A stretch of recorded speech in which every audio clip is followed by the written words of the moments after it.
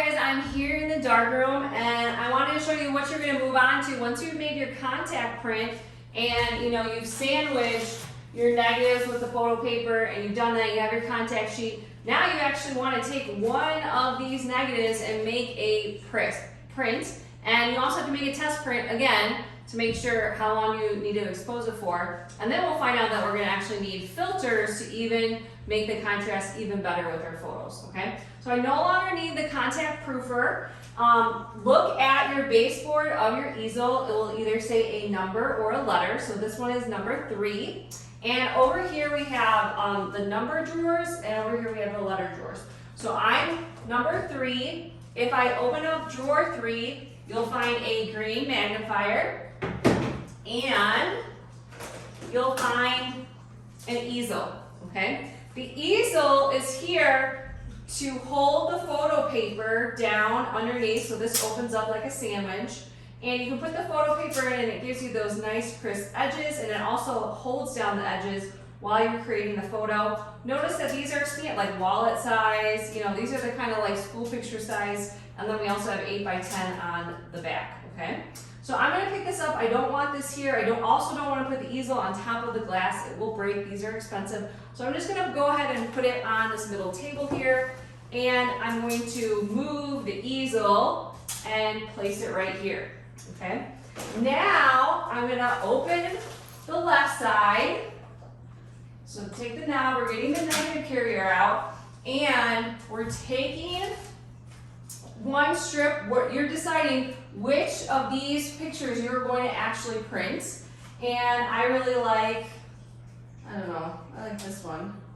So I'm going to go ahead and take these negatives out. All right, and I'm going to open up my negatives carrier sandwich, and I'm going to align it. And if you took half-frame pictures, you'll probably actually be able to develop 2 pictures at the same time. So I'm just making sure that I can see both pictures in that window, and then I'm going to close it. And you might, after you close it, you might have to check that it's aligned again. I'm going to move it around. All right, so I have my 2 pictures here. Then the circular part that's raised is going to go in the bottom, and I'm going to push down. And now my negative is in here, so that now I can figure out how you're going to lower the enlarger lamp head so that it is this size. We're going to do 5 by 7.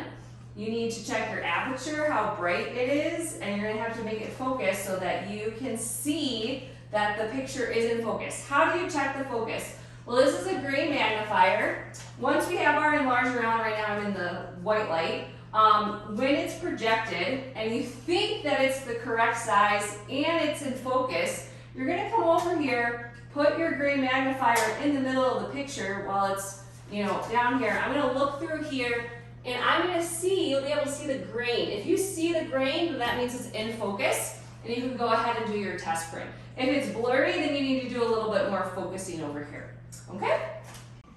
All right, guys, I just turned off the light so we can see this, and over here on the timer, I want to make sure that I'm changing it from timer to outlet focus. So notice that my light went on and I can see that there's pictures, but the pictures are really, really big. So that means I need to bring down the lamp head and I need to focus. So I'm going to unlock the height, and then I'm going to use the elevation handle to bring it down.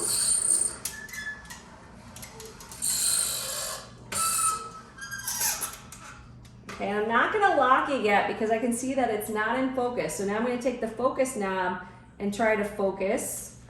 And now I'm going to take the green magnifier and I'm going to see if it's in focus. This one is broken. I'm going to use somebody else's green magnifier. Oh yeah, now I see it. It's not in focus. Very blurry. Okay, that's focus. You can also get a hint for if you see the edges, they should be very crisp. You should actually be able to see the picture. I think I need to raise it a little bit more. I think it's too small. Make it a little bit bigger.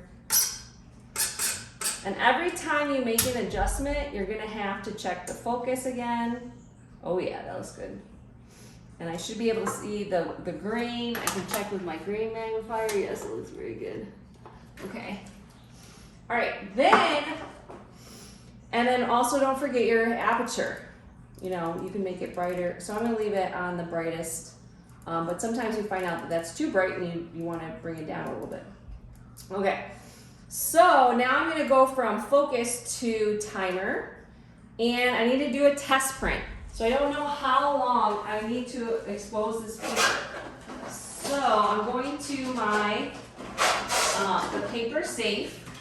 So if we look at, this is the paper safe, and inside we'll find the photo paper in the black bags to keep it light safe. So you should only be taking out one piece of paper, and you're looking for the shiny side.